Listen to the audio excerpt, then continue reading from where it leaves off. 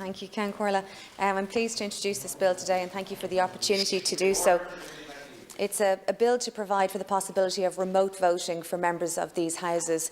At present, only members of the Oireachtas who are physically present may vote in Dáil and Seanad proceedings, and that's appropriate in all of the normal times and normal circumstances.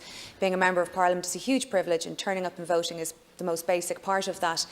But this pandemic and other events have shone lights on the restrictive nature of that constitutional requirement to be physically present for every vote.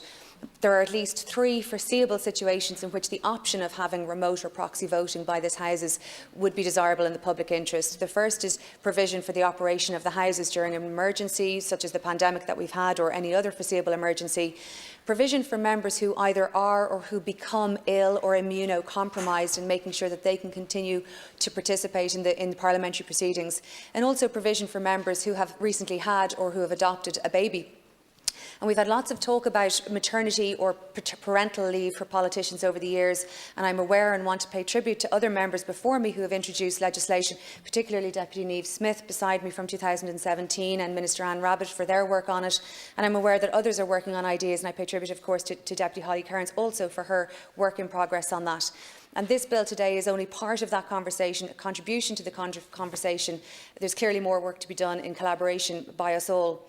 I don't believe that we should be prescriptive by how women or men take leave or adapt their work to spend more time with their young children or give support to their partner who may be a primary carer.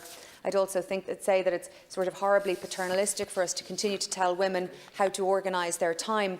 Maternity leave might look very different for different people. Some might choose to take an extended period of time off. Some may choose to continue working as much as possible while at home. Others may wish to continue working in their office. Nobody can really prepare for maternity leave. You don't know how you will be, and you don't know how your baby will be. So it's impossible to predict that, and it's certainly impossible for other people to predict and make plans for you. But whatever such leave might look like for any member, I would suggest that the introduction of remote voting might play a part in whatever arrangements we ultimately come to. And it's just as relevant for the fathers of babies, who should also have the option of voting remotely. They too are needed at home more in this phase, either to be with their child or to provide support for their partner.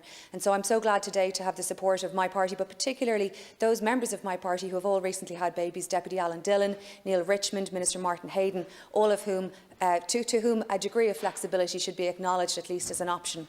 We cannot change a culture that leaves women continually behind without approaching everything equally. Parenting is not a gendered issue. Work is not a gendered issue. And a key part of the work equal agenda is addressing a cultural shift that recognises that people and parents have babies, not just women having babies. So it's not my intention by introducing this bill to be in any way prescriptive. The bill simply attempts to remove a constitutional block in allowing politicians, male or female, to approach their work in different ways, whether because of parental responsibilities or other reasons. I believe that all workers who are parents with young children should be allowed that discretion to organise their own time, and that includes, as a subset of that, members of the Oireachtas. It should be parents' choice how to spend the weeks and months following the birth or adoption of their baby, rather than me or anybody else attempting to be prescriptive.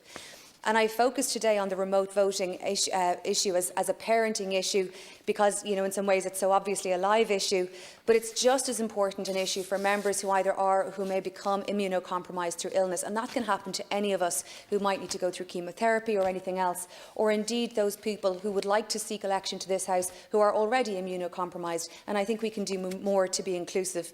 And I hope, though we will never need it, this provision may be important for our Parliament, for the operation of our Parliament in any future emergency. So thank you for the opportunity to introduce the bill. I appreciate it's a referendum bill, and so on that basis it's something that might come back very far in the future on a referendum day or something like that. But it is at least just an effort to contribute to the debate and how we organise our time in the Parliament, and how we approach parenting in particular as not a gendered issue but a work issue.